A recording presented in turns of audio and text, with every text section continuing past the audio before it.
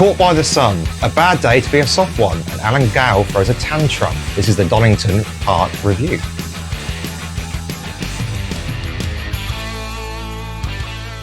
Hello and welcome back to the British Touring Car Podcast. We are back and 2025 has now started. We were up at Donington Park this weekend and we are a little burnt, aren't we? I'm not looking at you at all during this because the burn on the side of my face and the new haircut from today is awful. So very quick, there you go. You can now have your laughs. I'm saying dead fast, dead straight on the camera. I noticed this morning when I got up the inside of my knees and my legs were quite red, but it was a decent day of racing. Not the best, but certainly not the worst. I think I've certainly seen worse season openers than that, to be fair. Yeah. At least we got racing at the right time this year compared to last year, and it was a hell of a lot drier. And of course, it was my birthday weekend, hence the little rosette here. Yes, you had a beer or two, didn't you? One beer. And then a rum. A rum that was quite cheap. Yeah, annoyingly.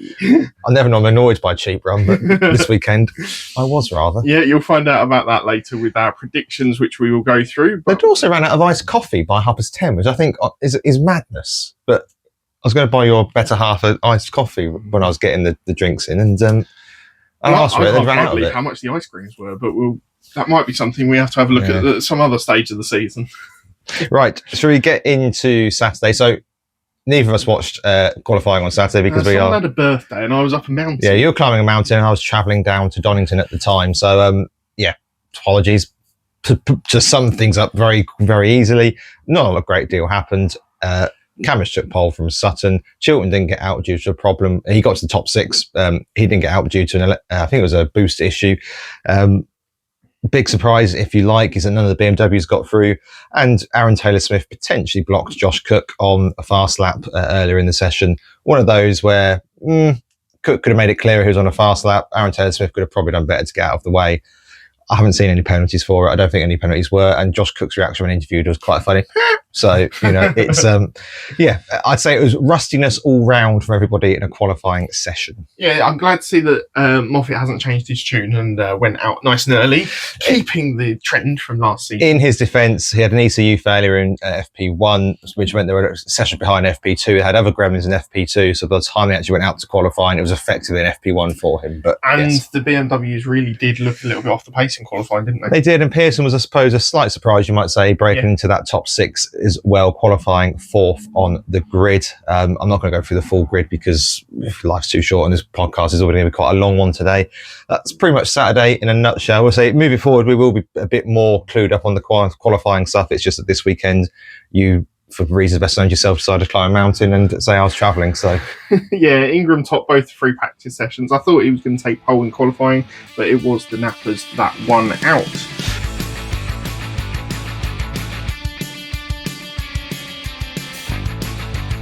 Shall we get into race one then? Yes, absolutely. So, as is the season's rules this year, there is two compounds of tyres to run for the weekend. You get one soft allocation, or this weekend you got one soft allocation. The other two were the mediums. Yep. An interesting little mix of the tyre on the opening race.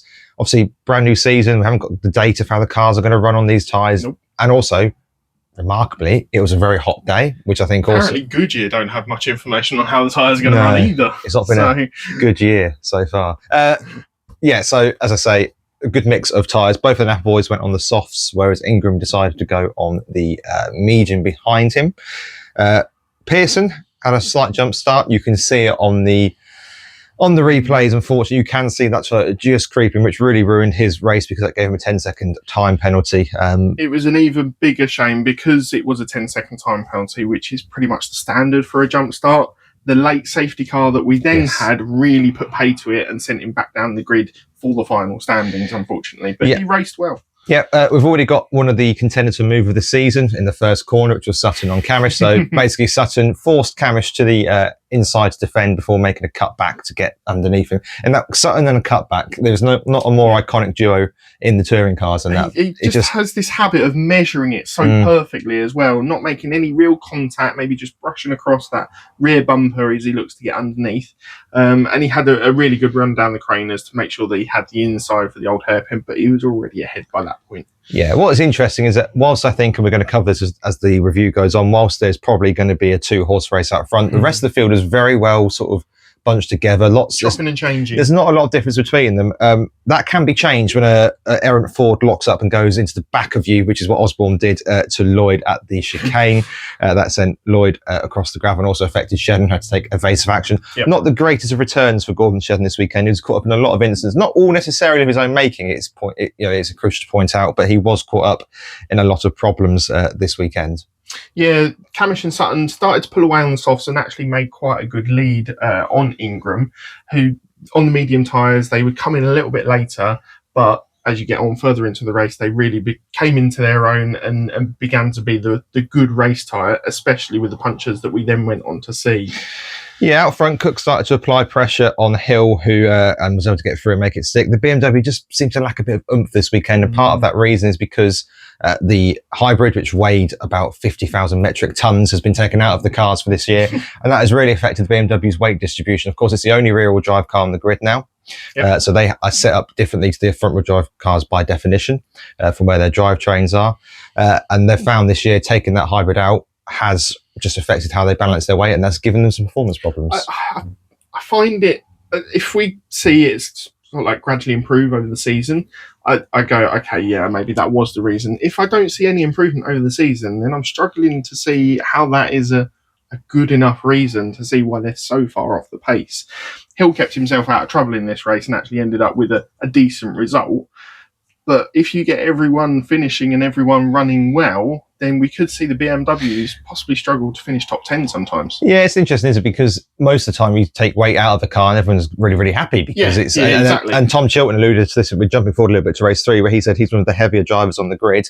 And his words, not mine. Make that clear. He's a tall lad. He said that on the grid to Louise after race 3. And add that with the hybrid, he's really struggled with the old regulations. Yep.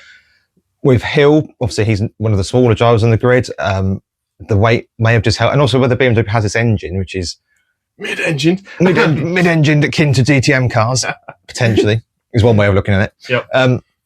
Perhaps it just hasn't, and they've obviously built a title-winning car around the old regulations. Now they've got to try and adapt to them, and I don't think it's any surprise that the rest of the field looks a lot more close and competitive without the extra weight of the hybrid, potentially BMW aside.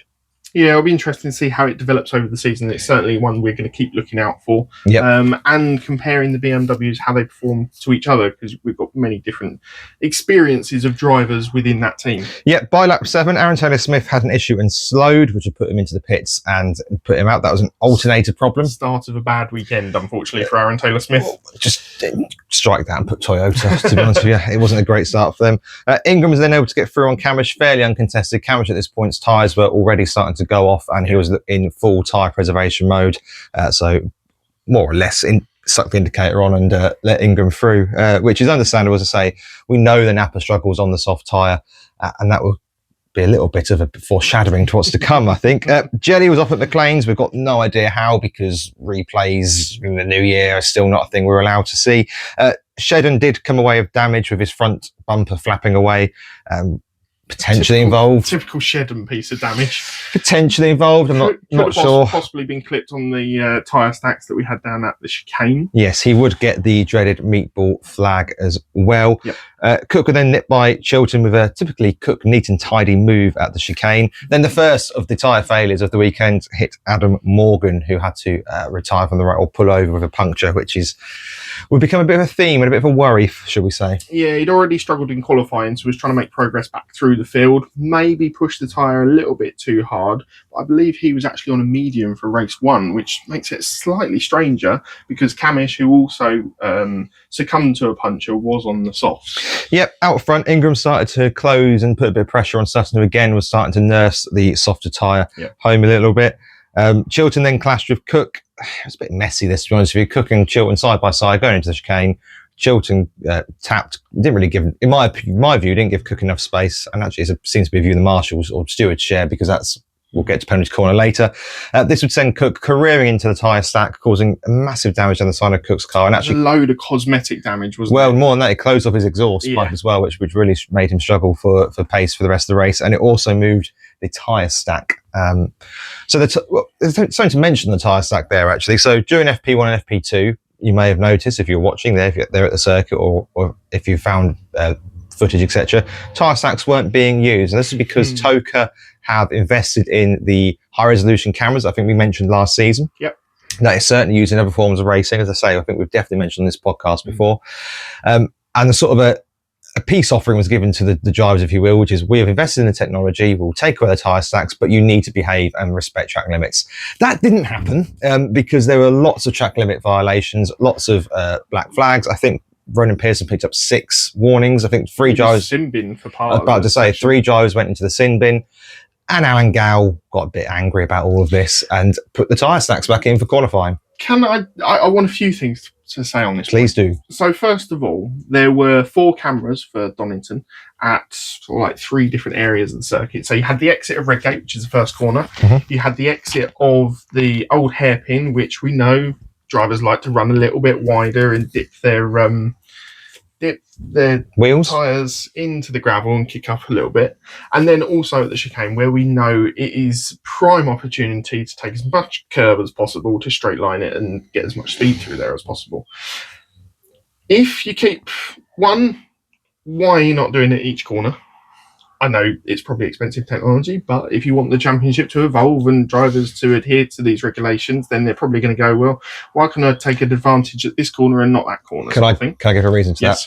I think if all the tracks were owned by the same people, that would be a possibility. But I think in the interest of fairness, they won't be able to do it every corner on the touring car grid as it is at the minute. We've got a mix of track owners. Yep. And therefore, like VAR and the FA Cup, have it at all grounds or none at all. You can't, in my view, you can't pick and choose. So I fundamentally agree with you. Yep. But I would say that's probably the reason. Secondly, if you're going to have these cameras and drivers are going to break the limitations of what they need to be controlled within, and they get the penalties, just keep on giving them. Eventually, they won't be able to run, or they'll get so many penalties that they'll be starting at the back of the grid or disqualified from races. Then they will start learning.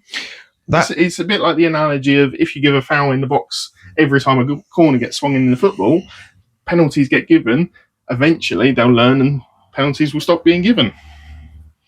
It's a very hard line approach. Just my thought.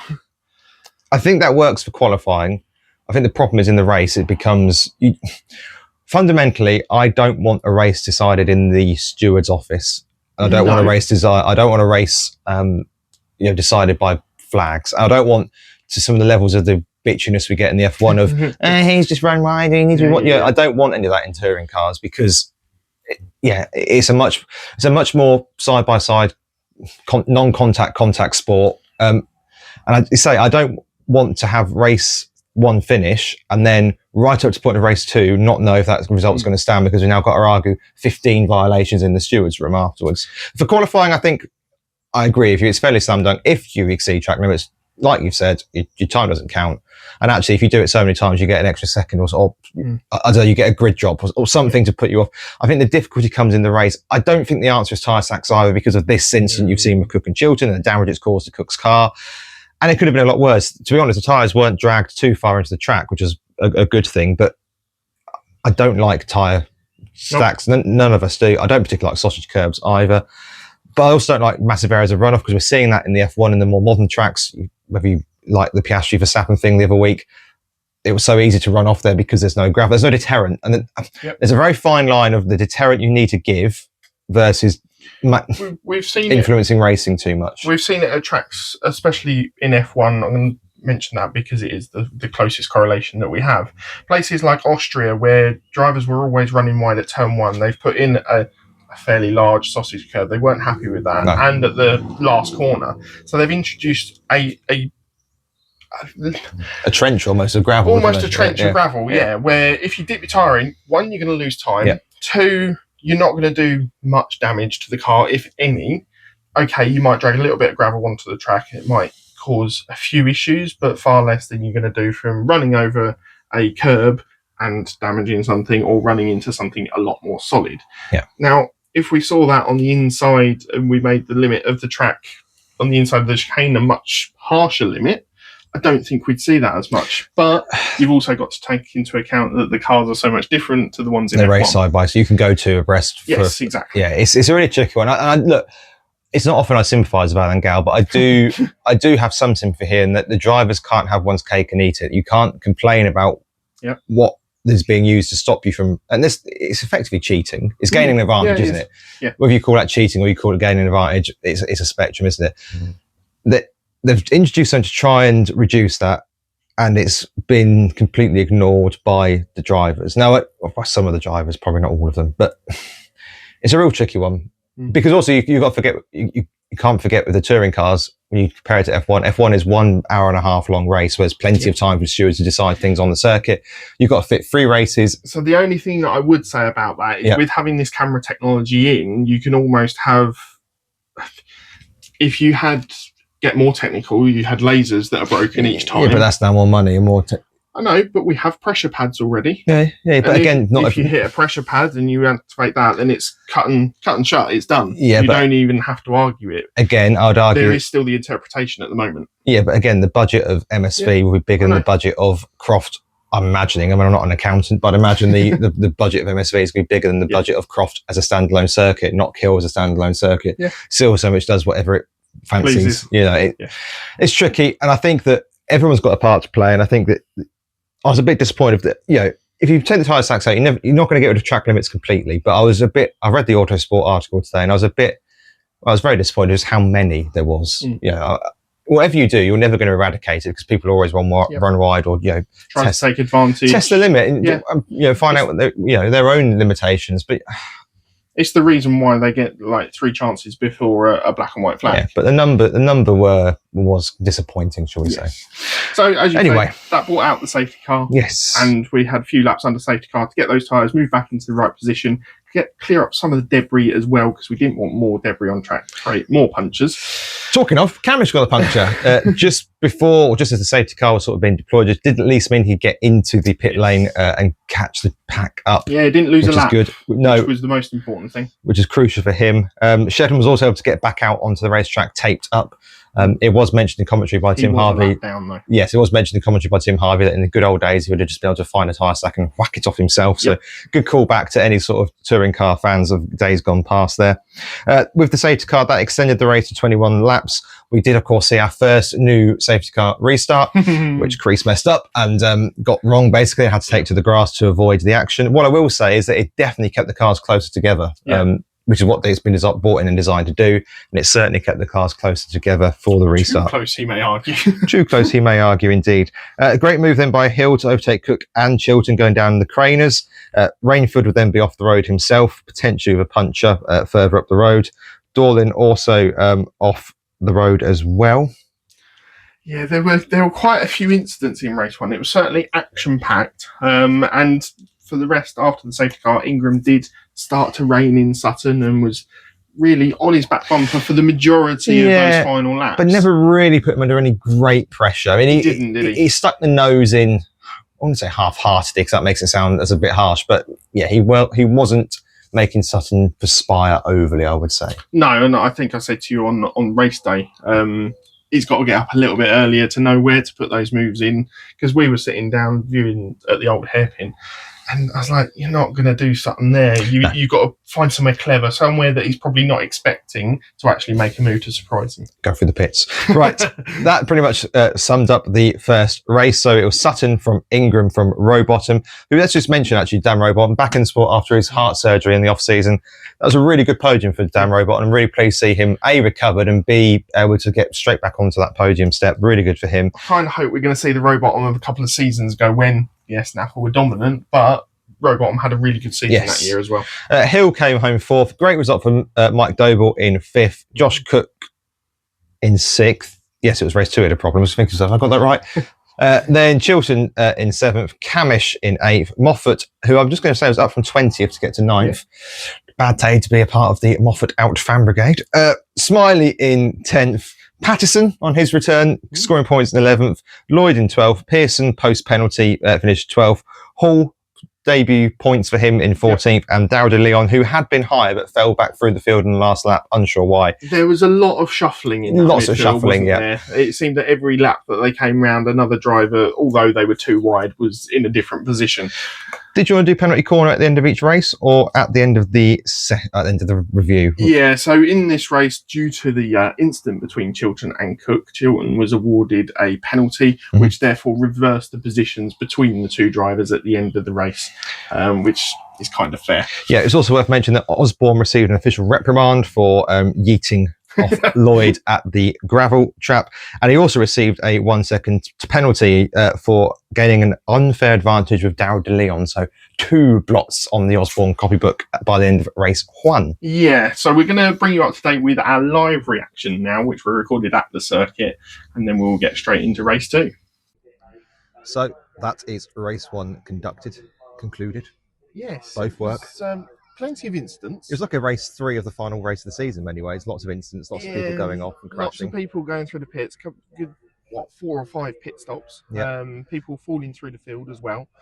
Dan Camish title charge, 27th of April to the 27th of April. We hardly knew you. There's a long way to go, of course, but not the greatest result for Dan Cam, who obviously fell through the field following an incident. He recovered pretty well back to 8th, but it's noticeable how slow the BMWs are. You say that, but Hill got 4th. He did, but a lot of people fell off in front of him, which really did help. Only 3 drivers on the soft tyre for the first race, so it'll be interesting to see how that dynamic changes throughout the weekend. Obviously, we've got the top 3 going onto the hard tyre now in race 2. Can I just say as well, like for someone that is a little bit of a meme at times, Rowbottom had a really solid start there. Good, comfortable podium, was never really under any pressure. Put pressure on Camish until Camish had his problem as well. Good start by Rowbottom. However, from my point of view, we said coming into this season that it was 1 of 3, and that first race to me, they're in the field on their own already, aren't they? I think it might be 1 of 2, mate. Yeah, well, the BMW could get better as the season goes on, but the fact that he's finished 4th with a poor car is massive. But yeah, I mean, Sutton and Ingram were so far ahead of everybody else, it wasn't even funny. There looks like there's going to be plenty of battles in the midfield and at the lower end of the grid. Plenty of drivers swapping positions all the way throughout that race. So I think it's going to be really interesting to see who can pick up those minor points when they can. I think we'll probably see maybe every driver score points this season. I agree. Looking at how the race was set out today, at least. But yeah, we'll bring you up to date with. I've got a final point for you before you close off. Yes.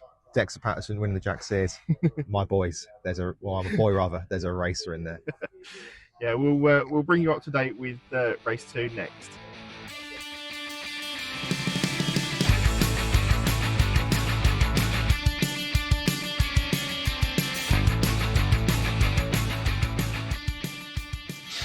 So race 2 then, the top 3 start on mediums, which was a rule change for this season.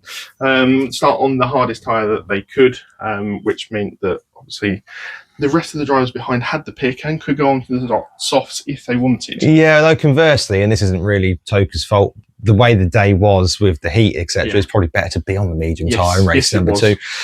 Osborne wouldn't get out for this one. No. Your reporter on the ground, me, saw a front engine engine out on the block being changed going into race number 2. I assumed it was an engine change. It wasn't. It was a clutch problem, but of course, front-wheel drive car. So he was unable to get out, which is a bit of a shame for him. Obviously, not what you need in the Jack Sears competition for this season. No, and Dobble had some issues on the grid where he couldn't get the car restarted, and so forth. Therefore, he had the mechanics on the grid too late and would therefore receive a drive-through penalty, which was a real shame because the speed that he showed for the rest of the weekend, he was really competitive, probably top 7 pace all weekend. I hate that rule. I know.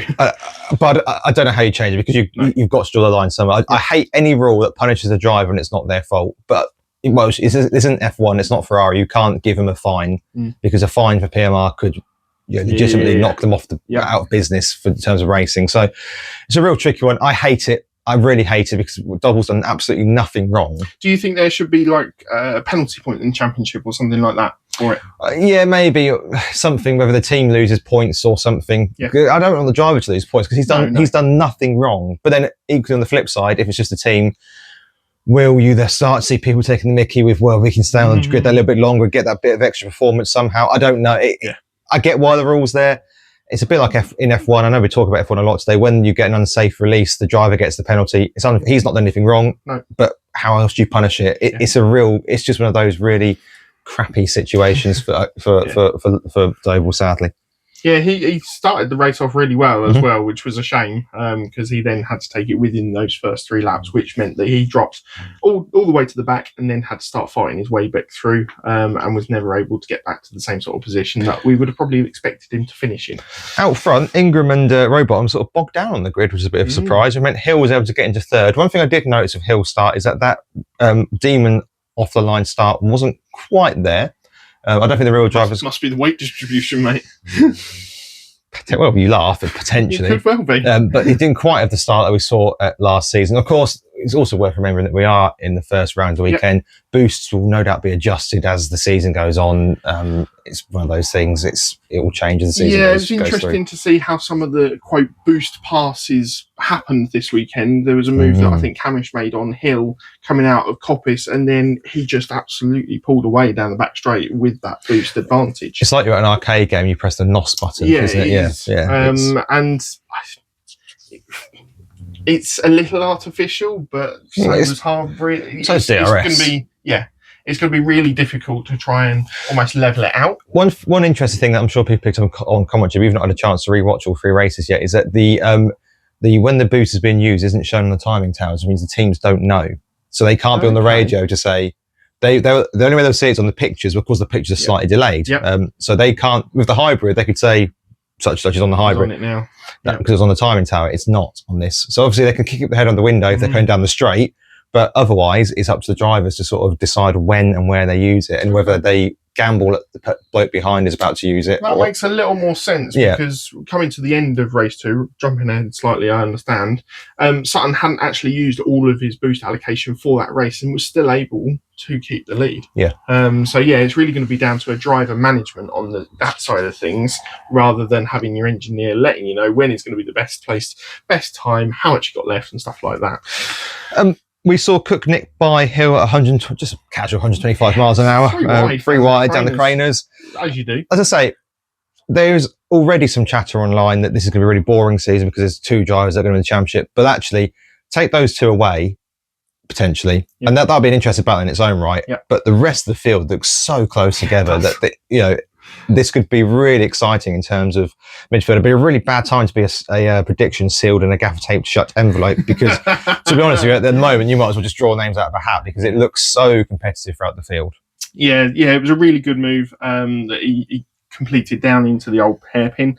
Unfortunately, Cook would go on to then have a puncher in this race on the same lap as Charles Rainford, actually. Rainford actually pulled off coming out of old hairpin and didn't actually complete the lap to get back to the pit, so he was out of the race there and then, whereas Cook had a failure up into McLean's and ran wide into the gravel, handing the position back to Hill and managing to get back round to get a new tyre put on. Prior to that, one of the most unluckiest men in touring car history, Dan Lloyd, had to pull off on lap 5 with a problem. And what was also quite interesting to see was that Hall and Shedden were having a real argy-bargy during this race, which at one point culminated in Hall just shoving Shedden into the gravel trap at the bottom of Old Hairpin, which was no way to treat a custodian of the sport, a 3-time champion. Jokes aside, it's great to see that I thought Hall raced really well this weekend. It'd be easy to get overawed by the situation. He was born in 2009. Like he is 7, is it? 2007. Okay. Yeah. He's still a child, but he's still effectively a child racing. And I thought it was brilliant. I thought it adapted really well, and I thought it'd be easy to get overwhelmed in that situation and sort of, oh my God, this is... He held his own really well among drivers that he'd never raced against before. Yes, he's shared the same track at testing and stuff like that, but being put into a race situation in a car like that and in an atmosphere like that as well is going to be completely different. Yes, he's been on the Toka package and he knows how to race in the minis. And dare I say, some of that midfield racing was a bit like being in the minis. Yeah, I would agree with that. But equally, it'd be so easy to think, oh my God, I'm up against literal people I watched racing growing up. Yeah. And I'm going to barge them into the gravel track. No, I think brilliant. I thought it was fantastic this weekend. Yeah, Toyota's issues continued, though, with Aaron Taylor-Smith having further issues. A weekend to forget for him, unfortunately. I think he'll be just willing to move on to brands and move on quickly. And people who don't know wheel knowledge, Camish started to reel in Hill with a few laps ago, and the man next to me said, there's absolutely no way Camish will catch up to Hill with these last few laps left. There's not enough time. Yeah, he was on a charge in this race, wasn't he, Camish? Yes, he was. He just kept on going, and managed to get a third place overall, which I was quite surprised by. Yes, he was able to get past, which, as you say, completely surprised you because you'd written it off completely. Smiley was really competitive this weekend and actually said in an interview after the race that he was so happy to be in a car he felt he could do bits in. Yeah. Those weren't his exact words, but he was in a competitive car and he feels sort of like he's back in the mix of it. And he made a lovely move down the crane and curves. He actually did this move quite a few times over the weekend where he just set it up coming out of the first corner and then be able to nip round down the crane and curves. Hopefully that will give Lloyd some encouragement being in the same car. Obviously, they've both raced it before. We mentioned it in the season preview, and it will be a car where they can build on and benefit from that knowledge of Accelerate.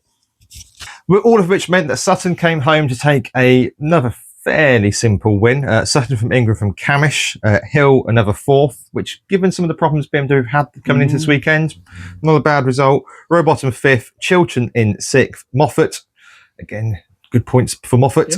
Smiley, the leading independent driver in eighth, Patterson ninth, good result for him, the leading Jack Sears driver in that race. Morgan, who I'm just going to mention here, came from effectively the back of the grid to 10th, really good race. And actually, I mentioned about Smiley, I mentioned about Chiltern. Morgan seems already so much back at home in front-wheel drive car. He looked a lot more racy this weekend, a lot more punchy. Yes, there's a few problems with him during qualifying. Morgan has problems in qualifying, we know this. And again, in race 3, he looked really consistent and really quick and comfortable. Yeah, absolutely. And I think what's going to be interesting as the season goes on is that obviously Tom Ingram is the best driver at Virtue, but I'm not sure he's going to be the runaway. But I think he'll finish ahead of the other two. What I'm saying is I think they're going to be way more competitive this year. As we'll get to in race 3 in a moment. But it looks a really quick, strong team. Sheridan in 11th, De Leon 12th, Hall second points finish of the day for him 13th, Dorling getting his first Btcc points for himself, and Jelly into 15th place as well. Yeah, we did another live reaction for race 2, so let's hear that now. Race 2 has finished then, and a little bit of the same of race 1, really. Sutton and Ingram well out front and fairly dominant by the look of it. Yeah, I would say that early on that pace in the Napa across the board really looks ominous. Obviously, Cameron to fight his way through to a podium finish as well.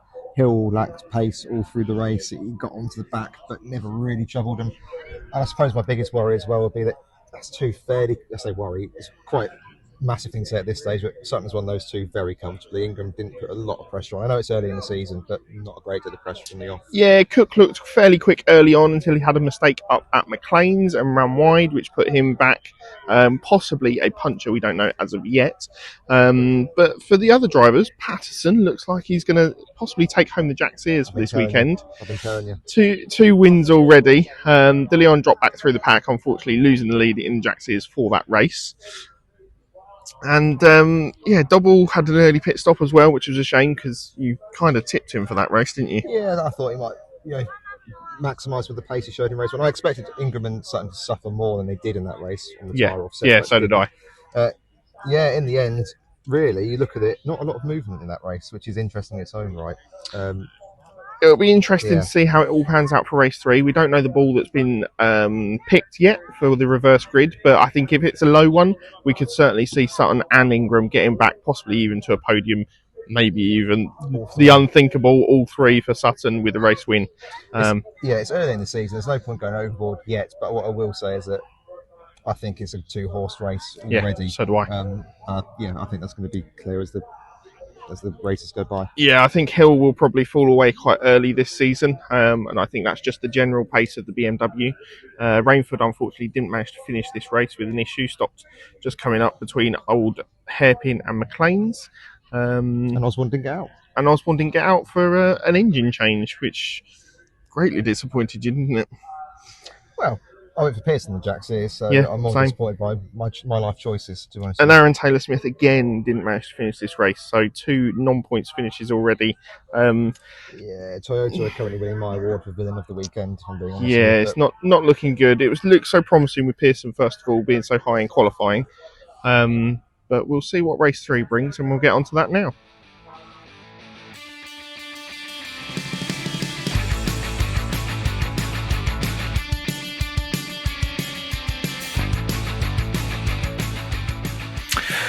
Right, well, going into race 3, we have got obviously somebody's got a contact with Barry Hearn. Slightly a new system. Yep, obviously somebody's got a contact with Barry Hearn, and we've got some old snooker balls that have been sort of carved into.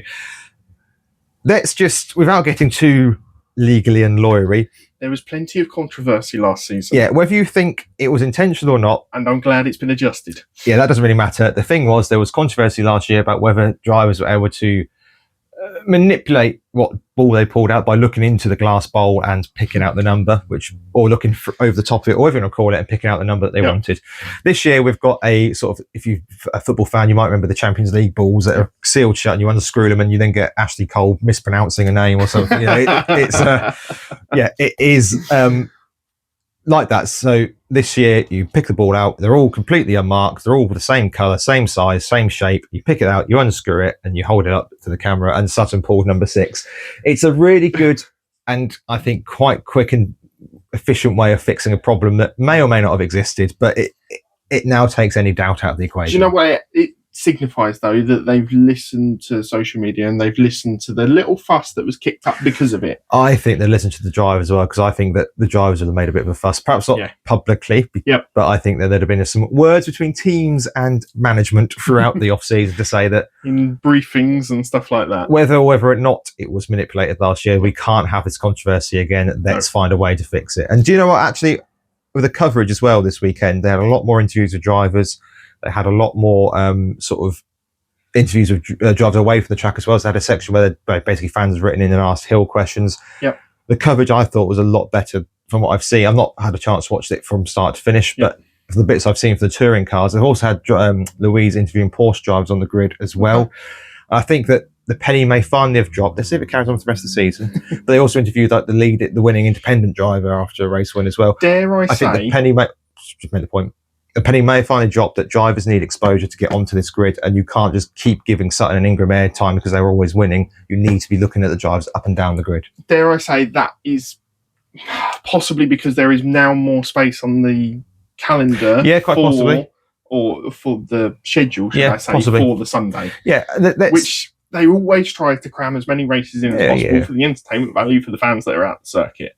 I understand that. But there has also got to be the commercial benefit for the drivers that are there. And this seems like a good compromise and a good bit of progress. Let's see what happens at Brands, and let's just hope it wasn't just the start of the season excitement, but good early sign. As somebody that's been quite critical of the coverage at times, it's only right that you also give the it's only right you give the the positives as well where you see them. So yeah, as you mentioned, ball 6 was pulled out, which meant that Chilton was promoted to pole position. Him, Ingram and Rowbottom would all be starting on soft, so possibly a more optimal tyre, certainly as the day got a little bit longer, a little bit cooler. We had a little pre-match bet, didn't we, as to whether we thought that Sutton could possibly take all 3, and he came close, but not quite good enough, especially with those drivers on the soft tyre. But I also think that, going back to my point I made a few moments ago about how close I think it's going to be at Virtue this year, Chilton just didn't put a foot wrong this way and was he didn't. bloody quick. He was. And that's going to be a really good, promising sign, I think, for that side of things. So you say lots of drivers had saved their soft for this one, which makes sense. Traditionally, you would certainly look to do that. At the start of the race, Crease had to take to the grass to avoid a slow haul. In fairness to Crease, it was a evasive action. We've seen, I think, Collard did that years ago and into the barriers. Nick Hamilton was also pushed into the gravel at turn 1. Continued. Yeah, got it going again. Then Chilton basically from the start got away with ease. BMW with no major line launch as we've covered. Yeah, absolutely gap people. Ingram nipped by Hill down the craners when Sutton followed him through. Hill have got mugged at this point, didn't he? Yeah, it was sort of like an open the door and everyone sort of like passed through. Sutton followed Ingram through, and then a lap later, Camish made pretty much an identical move. Moffat also showed no respect to the former champion, the current reigning champion, by slipping in front of him too. Smiley decided that looked quite fun and decided he was going to get involved in that. Morgan and Shedden also seemed to look at each other and go, that looks like a bit of fun, and also got past Hill. Whether he was looking to save tyres and hope they was going to come back to him during the race, or they got the setup wrong, not sure, but this was the weakest race by far for Hill. Yeah, and I think for BMW as a whole, apart from Moffat, who had a fairly consistent weekend, finishing just inside the top 10, it was a very much up and down situation for them. The Chronicles of Rowbottom would happen next. Basically, effectively waved Ingram through. Yep. again, tyre offset perhaps. And then he let Sutton through without any contest. And that is very... I said it was going to happen. Yes, but one can only assume it's the tyre offset that wasn't quite working for Robot on the softer tyre. Perhaps it wasn't quite working. He was letting, because it's so early in the season to be letting Sutton through. Yeah, I know he's your number one driver. I know that Napa are going to be putting all the bets on him winning the championship, despite what they might tell Camish. Yeah. But it's race 3. Chilton didn't slow to the Ingram through. Dare I also say, Ingram made the move on Robottom look quite easy into Redgate as well. Robottom literally waved him through. Yeah, which I found quite strange. Yeah, especially being on the same tyre. But I think Robottom was potentially nursing a little bit of an issue on this race because he did fall back through, and he would let Camish through a little bit later. And Morgan was also able to nip by him fairly easily as well. To be honest with you, nothing really happened in this race. Sutton began to reel Ingram in with 3 laps to go. Yeah, Smiley, Moffat and Morgan all had really good race pace in this one and were able to make progress through the field. Obviously, Hill being one of those casualties. But considering how the weekend started for Morgan, it was a really strong finish.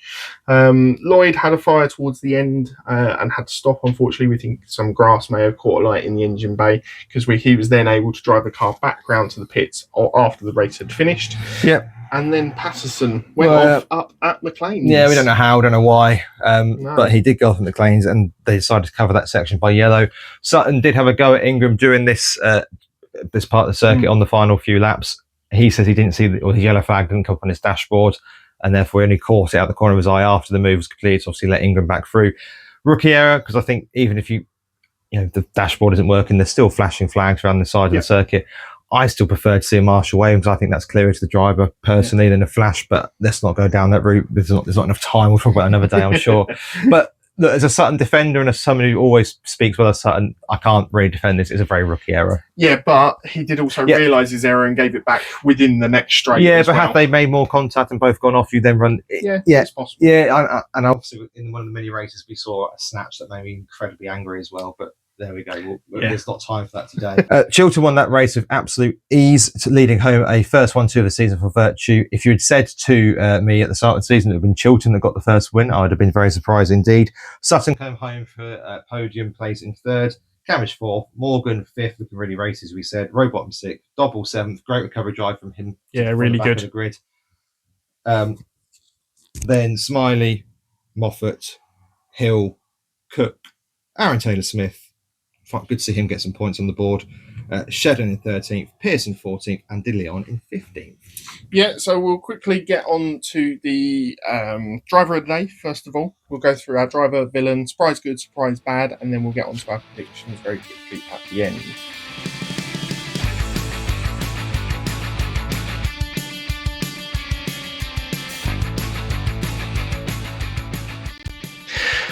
Right then, so on to the final bits for the podcast and starting off with our individual driver awards. So for those who may be new this season, at the end of each race weekend, we go for our driver of the day, often not agreeing, villain of the day, surprise good, and a surprise bad for the weekend. Do you want to kick us off with driver of the day? We may agree on this one.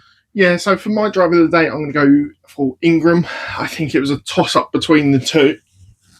Between him and Sutton. Yes, Sutton taken 2 victories. I was kind of expecting Napa to be quite strong this weekend anyway because of what happened in testing. But 3 second-place finishes leaves Ingram second in the championship. You're right there.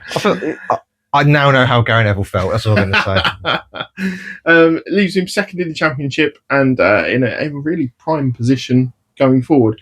And unfortunately, I do think it's going to be down to the 2 of them this season because I assume you've gone for Sutton. Yeah, but I mean, Sutton won a race, Ingram didn't. Sutton won a race, Ingram didn't. Sutton put it on the front row, Ingram didn't. So I'm going to say, and also you could argue Ingram and Sutton in the final race with the less favourable tyre was got the podium. So yeah, whether you think Napa are going to be good or not, I think it's irrelevant, really. Sutton is leading the championship. He looks ominously quick. He's still overtaking like an absolute demon. Ingram's done very well this weekend. I would not deny it at all.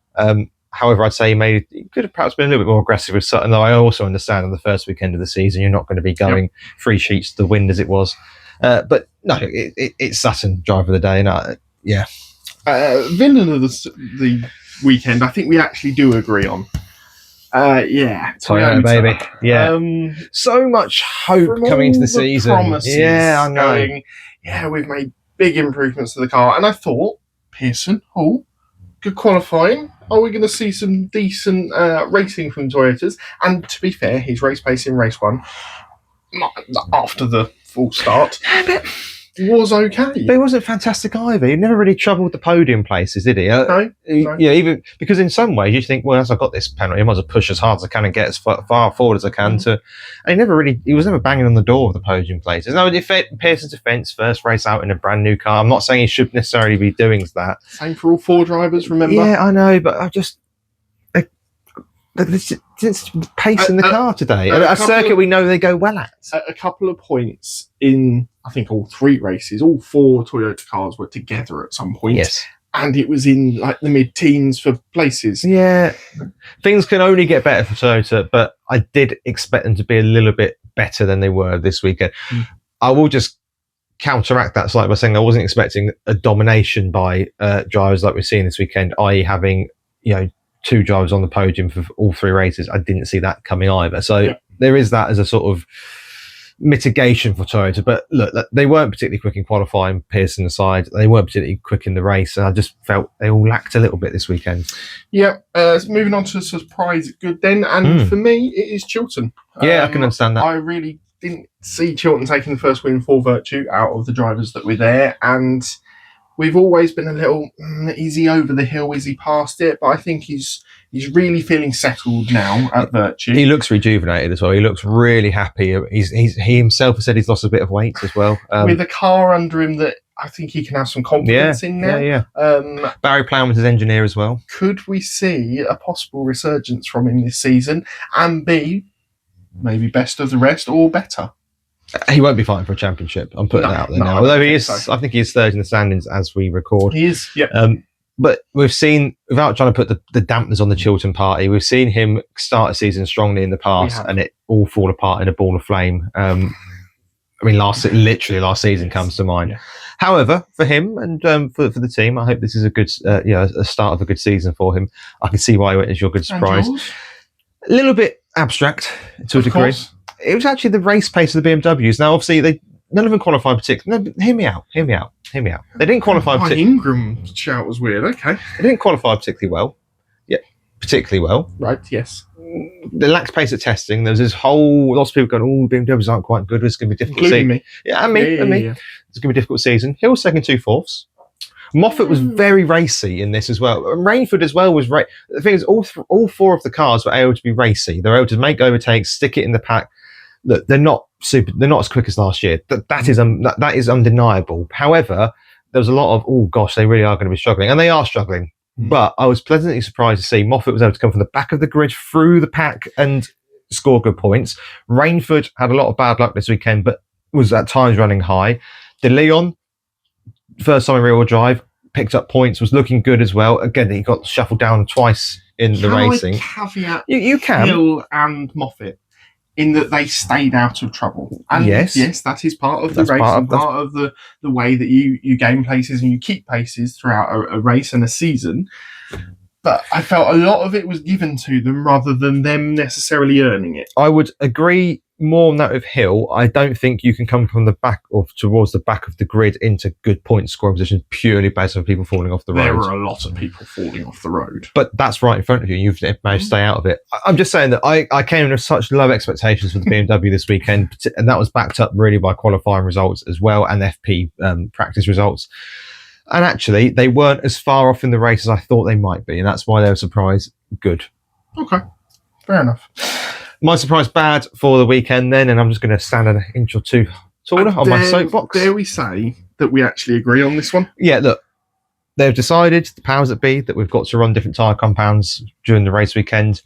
Something that we have had to deal with for a good couple of years now. But if you're going to do it, make sure that you deliver a tyre that is up to the up to the task, basically. Now, had it been one puncture, had it just been Camish's puncture, I'd have probably gone, do you know what? The Napa has always historically struggled to get a soft setup, apart from on Sutton, but we know about I think Sutton's driving style is so unique and the car, etc., etc.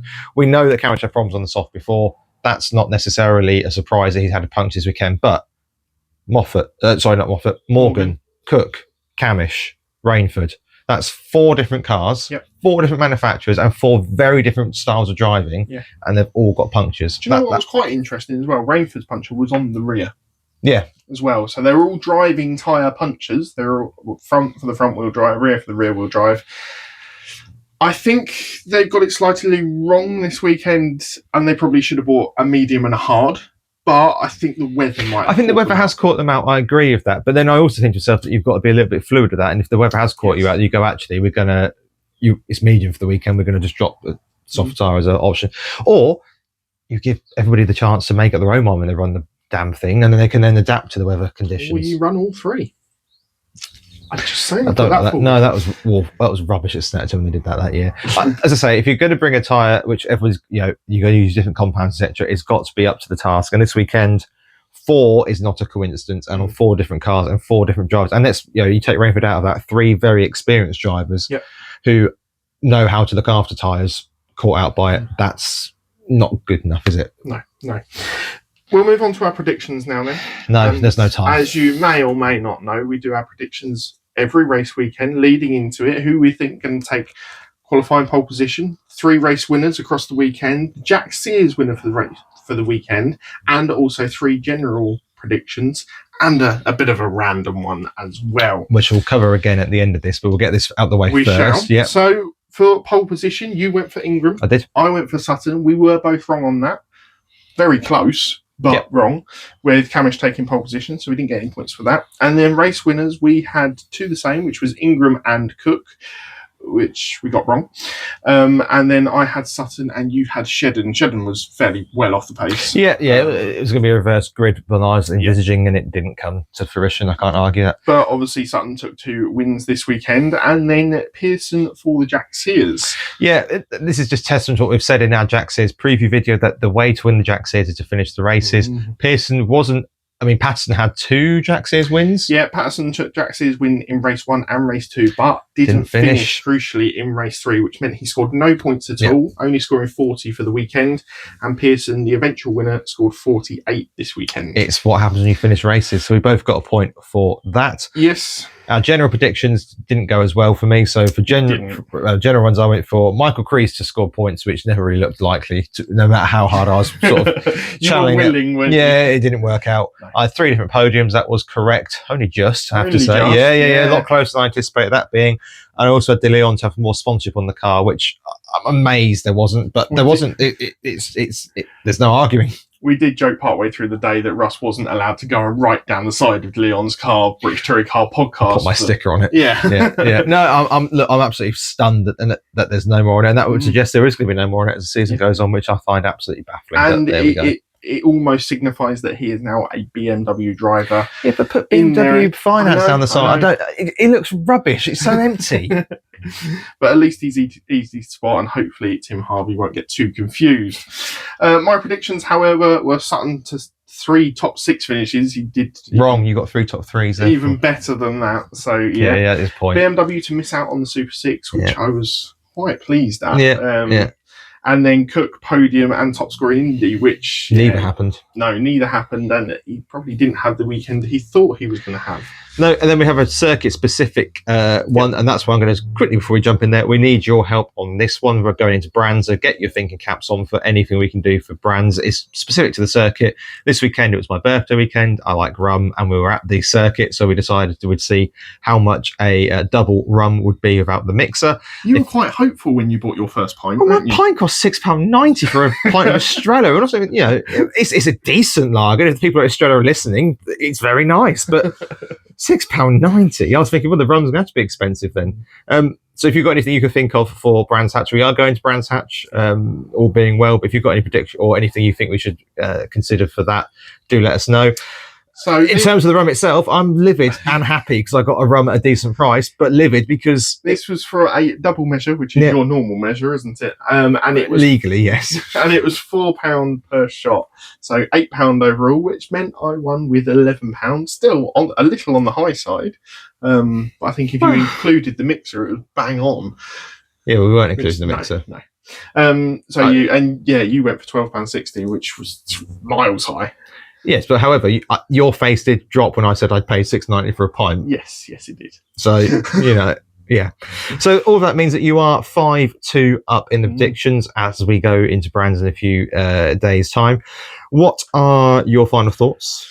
I'm really pleased, first of all, to see that we've had a couple of comments with people's predictions for the season. And if you haven't already, get them in the comments down below, either on YouTube or where you listen to podcast platforms. Yeah, if I can just interject there before you put your final thoughts, is we're starting to get a lot more comments on the YouTube now, which is really, really good. Looking to grow that community this year for sure. So by all means, if you're watching us, drop a comment. We do read them. We do try and respond to them where we can.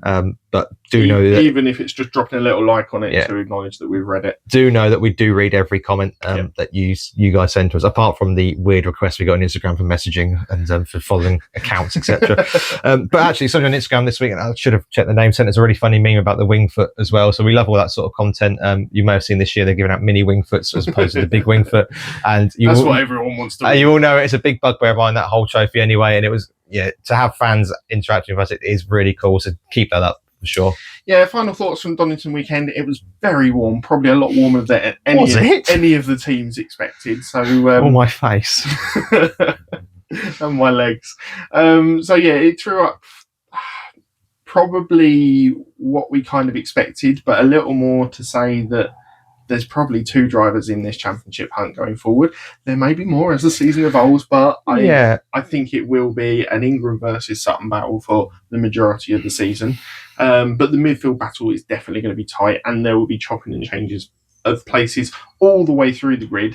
And I think it's going to make for a really interesting battle in that, and also in the Jack Sears.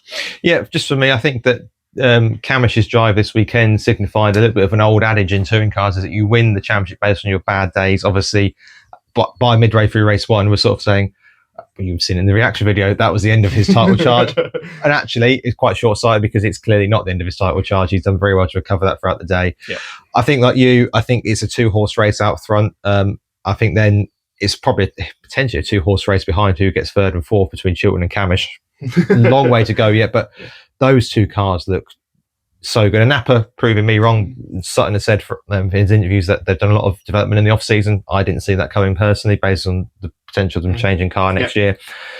The Ford and the Hyundai have got really good strengths and weaknesses against each other, so I think it's going to be a battle for the ages there. And again, to echo your thoughts there, the midfield racing looks so strong this year. I think a lot of people would have gone Cooks will win the Independence by a mile. Well, actually, I think Smiley and Dobble have both put their flags in the ground this weekend and said it's not going to be that easy. So, a really promising opening start to the weekend. Brands in a couple of weeks' time, a completely different style circuit, much shorter, much quicker. See what happens there. But until then, thank you so much for listening. We look forward to being back with a full Brands preview ahead of the Brands weekend. Until then, thanks for listening as always. Like, share, subscribe, tell a mate, tell a neighbour, tell the postman, whoever it might be, about the Touring Car Podcast. Always looking to grow. The growth it's picking up a little bit at the minute, and that's really cool for us to see. So we want to keep that going if we can. Yeah, thanks for listening, and until next time, we'll see you soon.